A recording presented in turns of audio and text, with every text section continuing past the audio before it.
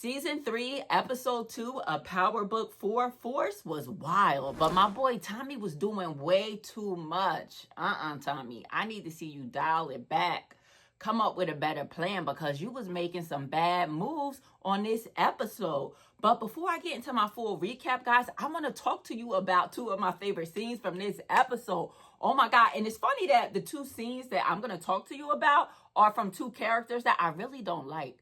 But when I think about it, it's not a lot of people that I like on the show. I mean, I'm rooting for my boy Tommy. I like Diamond a little bit, but I don't know. I got to think about that later. But anyway, my two favorite parts. The first one was Jannar when he gave that speech at the end of the episode to the coalition. Oh my God, Jannar had me lit. As long as you in this motherfucking coalition, the only thing you got to worry about is how to spend all the motherfucking money we make. And my second favorite scene in this episode was when Beth put the battery on Vic's back. Vic went to her crib. He's pretty much telling her it's over. It's a wrap for him. And she tells him, if you have two people with boots on your neck, who is the easier one to take out? The one who's easier to leverage. The one who is weaker. So now we're going to see Vic cooking. Vic going to be plotting and scheming, and he is not giving up. But if you're new here, let me introduce myself. My name is Brandi, and I realize that you could be on any channel in the world, but you're right here with me, and I do appreciate that. So please go ahead and like this video. It really does help the channel out, and I deeply appreciate it. And also subscribe to the channel if you do like watching TV show reviews and also movie reviews. So episode 2 title, Seat at the Table, kicks off with Tommy and Diamond torturing Vic. They're dunking his head underwater, well, specifically Diamond. Diamond's doing the dirty work, and Tommy's just popping off at the mouth, telling Vic all of his demands. He's like, listen, you're going to go and you're going to tell the feds everything I tell you to tell them. And he says, and you better not mess up or I'm going to go pay Beth a visit. She a nice old lady, but I'll murk that bitch. And we know Vic loved him some Beth, so he going to listen to what they say. And Tommy tells Vic, like, listen, the first thing you're going to do is go see Claudia, and you're going to tell her that CBI going to be running that Viagra triangle through the clubs, all right? Now, keep your phone nearby and get your snitch ass out of here, right? This was a funny scene, right? And then we see Vic. He goes to see Claudia in jail about the whole CBI wanting to pump the drugs through the clubs. And he tells her that she got to agree to do it. She got to talk to Elise. She got to get started right away because Tommy knows that she was the one that set up the hit against Tommy and Shanti when she sent the Marquez cartel to them. Remember on the last episode where they tried to kill Tommy and Shanti at her gym, but it was a failed attempt. So again, Vic just tells her, hey, Tommy knows about it. So either you're going to do this or you're going to get murked. And we see later on in this episode that Elisa, she does go to see Claudia in jail, and Claudia tells her the dilemma. And Elisa is very hesitant at first, right? But Claudia is like, listen, if you don't do this for me, they're going to kill me. If you love me and you want to be with me, this is what it is, right? And Alyssa, wait, is her name Alyssa or Alyssa? Alyssa agrees to it. And I'm like, girl, is you crazy? It is nothing in it for you. Like, Claudia is playing Alyssa to the fullest, and she's going to end up getting herself hurt. Also, what Claudia does with this information, now that she has an in with CBI now, since they want to run the stuff through the clubs, right, is she uses that information to set up a meeting with Stacy. So Stacy comes to see her, and Claudia's like, listen, I got to end with CBI. I know how bad you want Tommy Egan. You know, I can help you out with that. And Stacy told her, like, listen, you better not play around or you're going to end up in a place that's much worse than this. And my question here was, did Tommy know that this would happen? Like, is Tommy being strategic here? Because I can imagine that Tommy knows that Claudia will do anything to get out of jail and anything to keep herself alive. So did Tommy know that Claudia would feed the information to Stacy? I don't know just yet, but comment down below and let me know what you think. Now back to Tommy and Diamond. We see them go to Miguel's warehouse to blow it up. Tommy wants to create a supply and demand issue so the Albanians come to them only for supply. So they go to the warehouse, they go in there, it's 2 men in there, right? They start pouring gasoline all over the place, right? And the 2 of Miguel's guys in there, they start smelling the gasoline, but they don't hear anything.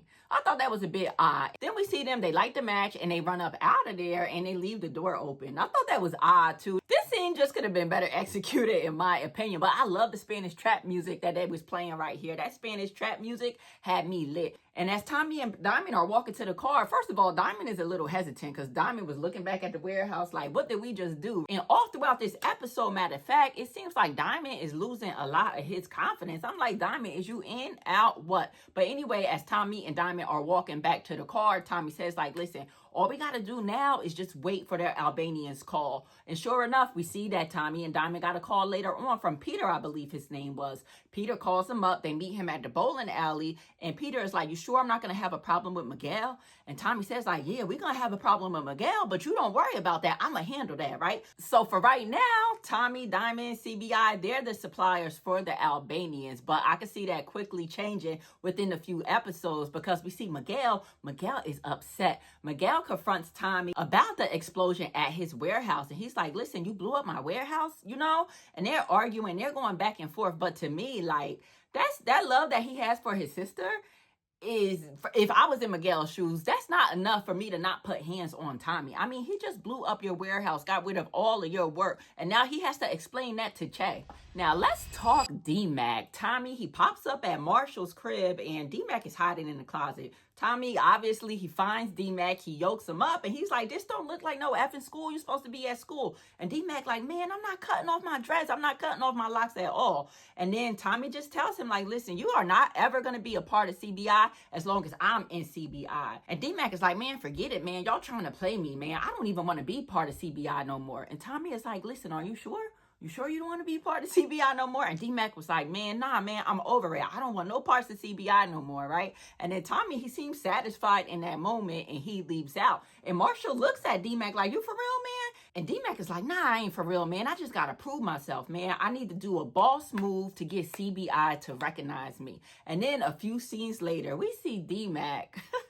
We see D-Mac sticking up a Chinese gambling spot, right? He runs up into the spot. He got a mask on. He got 2 guns out. And Marshall is already in there. Marshall is the decoy, so he's already in the spot, right? He hits Marshall in the chest, which Marshall really didn't appreciate. Marshall cussed him out later on for that. But anyway, D-Mac, he hits Marshall in the chest, and he demands that Marshall bag up all the money, bag up all of the drugs, and then they leave out of there, right? But my thing is the Chinese guy with the cornrows going back, he was looking, and I think he was clocking it. And I think that he knows that Marshall is involved some way, somehow. Because D-Mac went immediately over to Marshall and act like Marshall was a victim, but really Marshall was actually helping D-Mac out. So I think that is going to come back to haunt them. And Marshall, he should have known better. Like, why would you show your face in an armed robbery? So I do think that Marshall is going to end up getting hurt behind this. And D-Mac, he's going to get hurt eventually, but now it's just not his time. It's not. In fact, we see that when the boys, Marshall and D-Mac, they go back home, obviously they call Jannard over, right? Because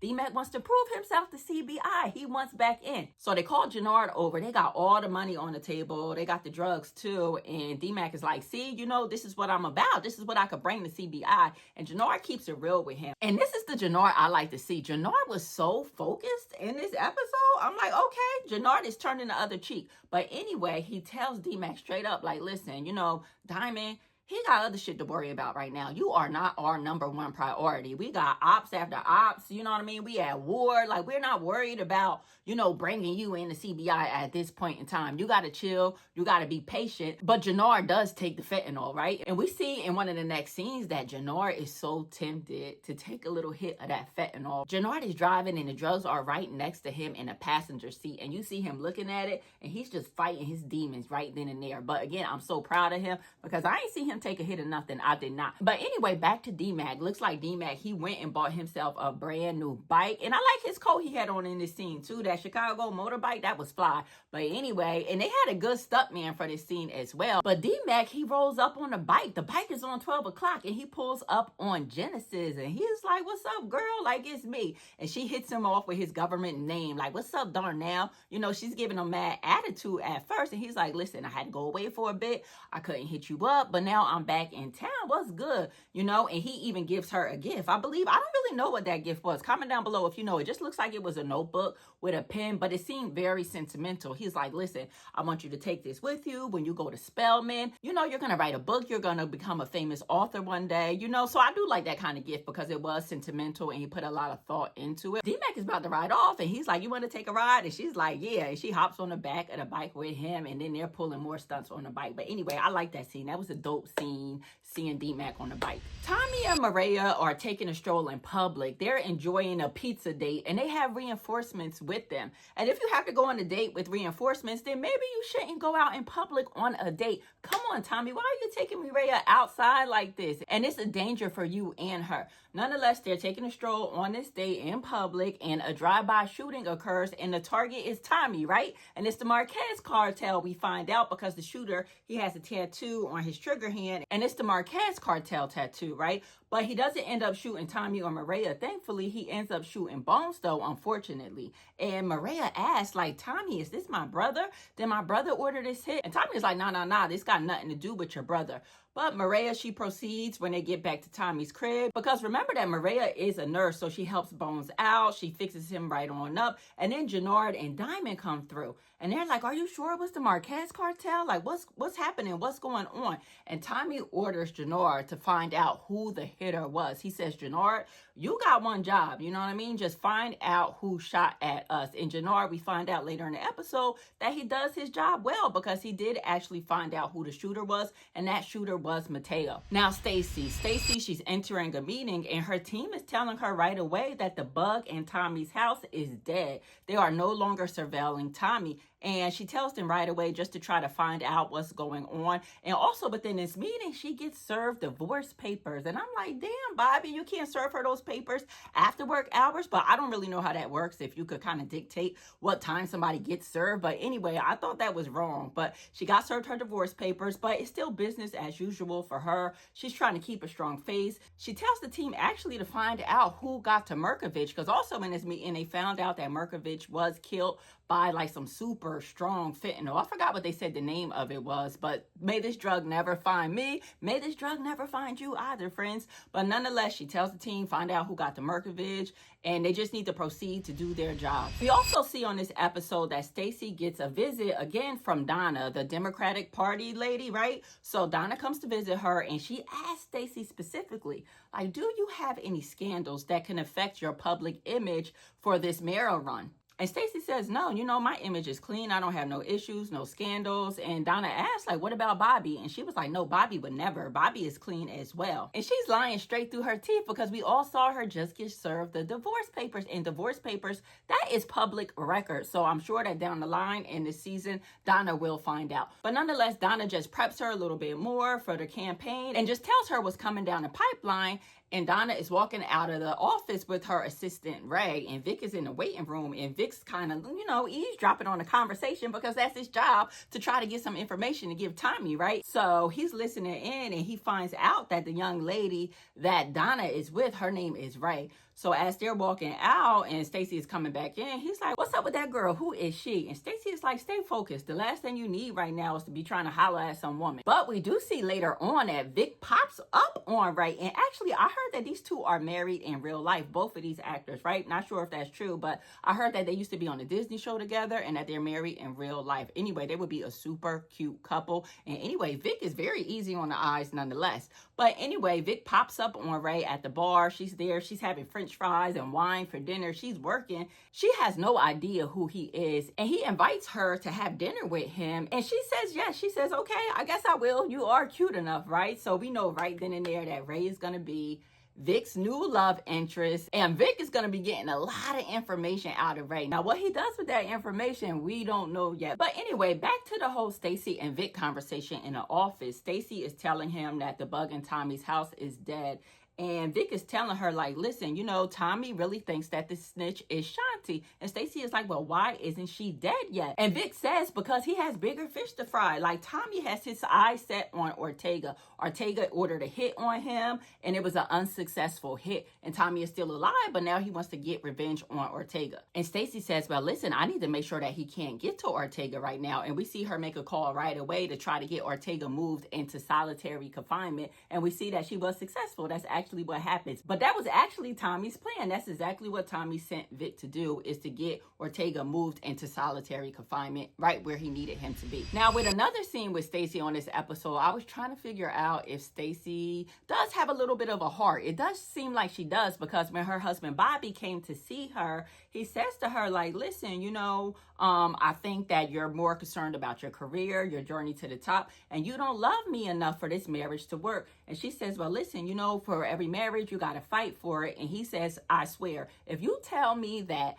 you trying to get back with me has nothing to do with you having a perfect image to run for mayor, then we can work it out. We'll go to couples therapy. We'll go to meditation. Anything you want, I'll make it work. And in that moment, Stacey cannot swear to him that her wanting to reconcile with him is not only for her to win the mayor race. And I'm like, damn, at this point, she really could have just ran an okie doke on him. She could have got him to, like, you know, withdraw the divorce and got back together and just run for mayor and keep her clean image, but she decided not to. And it was sad as well, because after he walks out, we see that Stacey is crying, and we also see that Bobby is crying. Bobby doesn't deserve this, guys. He really doesn't. And I still kind of think that somehow in this season that Stacey's moves are going to get Bobby hurt physically by Tommy and his crew. Now, after Vic meets with Stacey, he goes to talk to Tommy, and he tells Tommy pretty much that the plan worked out, that Stacey has put Ortega into solitary confinement, that he heard Stacey make the call right in front of him. He also tells Tommy that Stacey is running for mayor, and Tommy says, that's exactly who I need in my back pocket. I need her, you know. Somebody who's running for mayor has a lot of ambition, and they also have a lot to lose. But I don't know how much more information Vic is going to be feeding Tommy after we see that Vic met with Beth, because Beth, she really put a battery on his back and gave Vic some hope. So Vic, he walks into Beth's home, and she asked him, like, listen, how bad is the trouble that you're in? And he's like, listen, basically, I don't know if I'm going to make it out. I'm in between two devils. And she tells him, like, listen, my life has not been easy. But what I've learned is that if you have two boots on your neck, then you take out the weaker one and you leverage that one. And you can see that Vic is thinking, you know, the wheels are turning. And I'm like, which one of the two devils is weaker for Vic? Is it Tommy or is it Stacey? And at this point, I think Stacey is weaker and Stacey is easier to take out. So I'm like, I wonder what Vic's next move is going to be. But again, I think we're going to see Vic cooking on the next few episodes.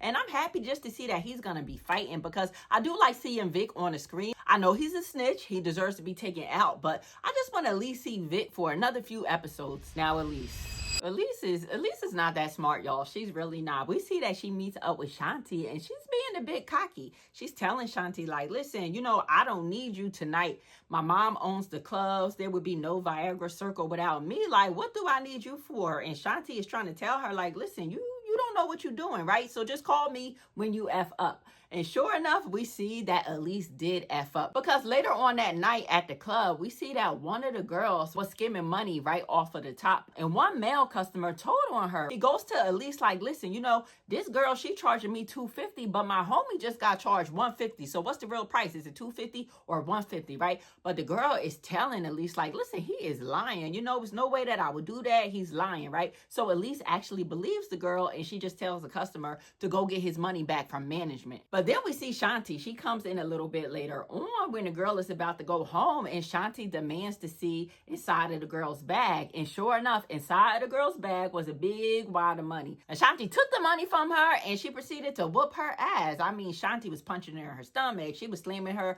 up against the locker. I mean, Shanti was really giving it to that girl, right? And then she tells Elise, like, listen, I told you were F up. You know, you might be even worse than Claudia. You two are just two rich, entitled girls who really don't know what you're doing, and you need me. Now, Jannard and Shanti, we see them having a nice little ghetto candlelit dinner, right? It looks like they were having french fries and pizza, and they were kissing, just loving on each other, right? And she asked him, like, how's it going with Diamond? How's it going with D-Mac? Like, she wants an update on everything. And Jannard tells her that Tommy is still blocking him. You need to get Diamond to listen to you. And I'm like, Shanti, you are contradicting yourself. Why would you ever say that blood is thicker than water? And then the next sentence, she actually says, you still gonna kill Diamond, right? And I'm like, girl, you just said blood is thicker than water. Now you asking him to kill his brother again. Can't you see this man does not want to kill his brother and he is not going to do it? But he also tells her that he found out about the next Che meeting. Remember in one scene, she said to him, like, listen, you need to find out when they're having the next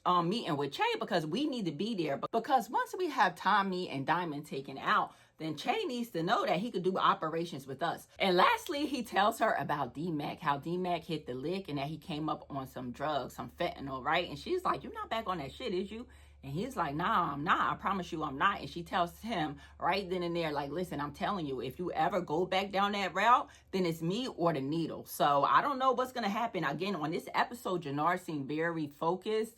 And he didn't seem like he was going to go back down that route, but you never know with him. Now, Tommy and Diamond, they roll up on Mateo at like a body shop or a garage. And mind you, Mateo is the guy from the Marquez cartel that shot at Tommy, Maria, Bones, and them early on. And he actually hit Bones. So they roll up on him, and it looks like Mateo is about to do some work on the car. And Tommy slides from underneath the car and ambushes him. And I'm not going to lie, that scene was nice. The way Tommy slid from under that car was fire. But Tommy tells him, like, listen, you know, you hit the wrong people. You know, I need you to call Ortega right now. And Mateo was like, listen, I can't call him. Like, he's in solitary confinement. And Tommy is like, listen, I got people in there that could get to him. Call him right now. So Mateo ends up dialing Ortega, but Tommy takes the phone. So soon as Ortega picks up, Tommy says to him, listen, how you like a solitary confinement?